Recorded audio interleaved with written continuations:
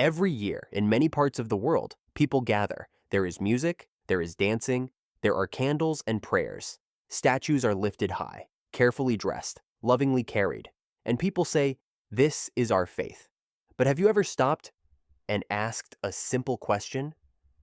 Not why people believe, but where these practices come from. Because when we slow down and look closely, Scripture tells a very different story. 1. What the Bible actually teaches. Let's begin with what is clear. The Bible never tells believers to make images of God or of Jesus to pray to. Not once. From the very beginning, God was careful about this. You shall not make for yourself a carved image. You shall not bow down to them or serve them. Exodus 24-5. This command wasn't given because people were evil. It was given because God understood the human heart. How easily we shift from remembering to relying, from symbol to substitute. 2. Why images feel so powerful. Images feel comforting. They are visible. They feel close. They feel tangible. In ancient cultures, people believed the divine needed a form they could see and touch. Statues became bridges between heaven and earth.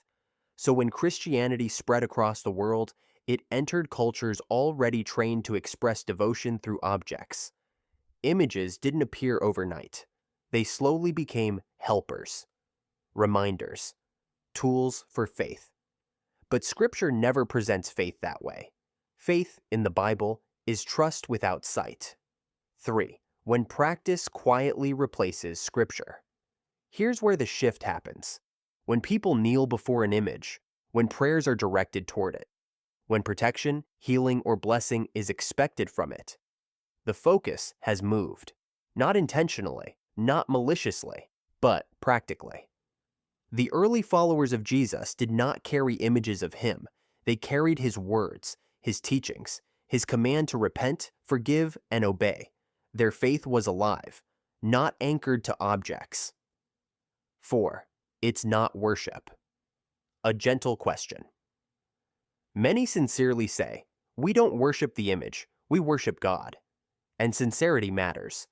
But the Bible asks us to look deeper. Jesus said, "God is spirit, and those who worship him must worship in spirit and truth." John 4:24. Worship is not only about what we feel, but about where our devotion is directed, what we bow to, what we pray toward, what we trust. God never asked to be represented. He asked to be obeyed. 5. The child image and the forgotten king. There is something else worth noticing. Jesus is often shown as a child, small, gentle, silent. But the Bible does not leave him there. That child grew. He taught with authority. He confronted religious tradition. He called people to repentance.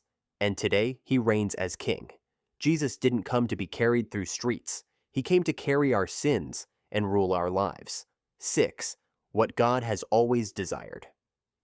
God has never been impressed by outward devotion. He desires truth, a surrendered heart, a life aligned with his kingdom. Traditions can feel holy, they can feel meaningful. But Jesus warned us, you nullify the word of God for the sake of your tradition. The danger is not culture. The danger is when tradition replaces truth. Conclusion. This is not a message of anger. It is not an attack on people. It is an invitation to return to Scripture, to ask honest questions. Not everything labeled Christian was commanded by Christ. And God is not seeking perfect rituals. He is seeking faithful hearts. The kingdom of God is not found in images, but in truth.